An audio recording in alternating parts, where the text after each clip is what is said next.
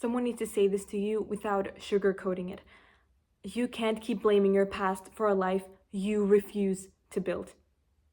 And I'm not dismissing what you went through. I'm not pretending it wasn't painful or unfair or damaging in its own way. Some people really have been through things that would break most people. But there's a line where pain stops being something you're processing and starts being something you're hiding behind. And most people cross that line without even noticing. Here's the part people don't like hearing. Your trauma is not the thing stopping you. The meaning you've chosen for it is. Listen to that again. Your trauma is not the thing stopping you. The meaning you've chosen for it is. Your experiences didn't write your future. They influenced you, sure. They shaped your reactions, fears, habits, but they didn't decide for you what you are allowed to become.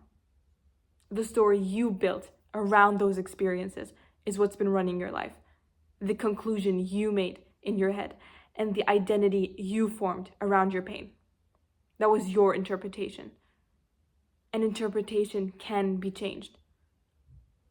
Most people don't want to admit that because it means they've had more control than they thought. And if you have control, then you also have responsibility. And responsibility is scary because it means you can't sit back anymore and just point at your childhood, your parents, your ex, your environment, your trauma, and say, that's why I'm like this. Because the truth is, two people can live through the exact same kind of pain and walk out with completely different lives. One uses it as a reason to never try again, while the other uses it as fuel. The difference isn't the pain itself, it's what they decided it meant about them. Right now, whether you want to admit it or not, you are living according to a meaning you chose a long time ago. And it might sound like I'm emotionally unavailable because my parents never taught me anything else, or I have anger issues because that was the only thing my father ever showed me, or I have abandonment issues because my parents didn't have a loving marriage and this is just who I am now. But those aren't facts, they're beliefs you built. And they might have kept you safe for a while, but now they're just keeping you stuck.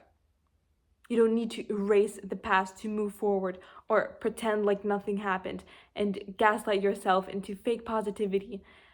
What you actually need is to stop letting old pain have a permanent say in who you think you're meant to be. Because again, and this matters, your trauma is not the thing stopping you. The meaning you've chosen and attached to it is. Look, at some point, you picked a meaning for what happened because it felt more comfortable. Back then, that wasn't weakness, that was survival.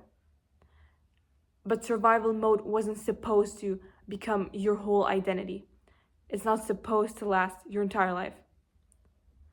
And the hard part to admit is you didn't just get stuck because of what happened back then. You've been stuck because you've been replaying it the same way in your head ever since. You kept telling yourself, oh, this is why I'm like this. And without realizing it, you turned a traumatic event that wasn't supposed to last forever into a life sentence. And you're letting that dictate your life. Again, I'm not saying that to shame you. I'm saying that because if you chose those meanings once, you can choose different ones now. Every time you say, I can't because of what happened to me, all you're doing is reinforcing an identity that keeps you small. You're turning old pain into a personality trait instead of a chapter you can learn from. No one heals by obsessing over their wounds. You don't get stronger by constantly reopening old scars just to prove how much they still hurt.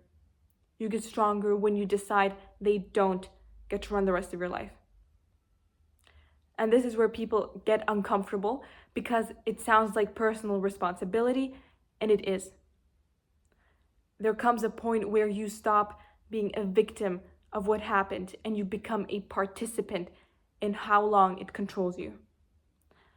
There comes a point where you don't get to stay in survival mode forever, where you either keep telling yourself the same story and stay stuck where you are, or you decide that being hurt doesn't give you an excuse or a free pass to stay small. No one is asking you to pretend like nothing happened, but at some point, you have to stop using pain as a personality trait and start taking responsibility for the way you move through the world.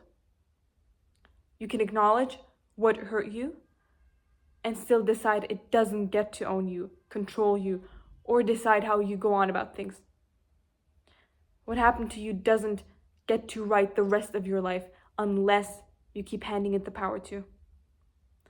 And staying in a victim mindset might feel comfortable and safe, and at times might even feel justified, because then you get to come up with a bunch of excuses as to why you aren't where you want to be. But it will cost you your future if you don't outgrow it. And if you don't like where your life is right now, you don't need a new childhood to fix it, or else you won't be able to. You need a new meaning instead of the one you already had. So no, your trauma isn't the reason why you are where you are. The story you attached to it is why.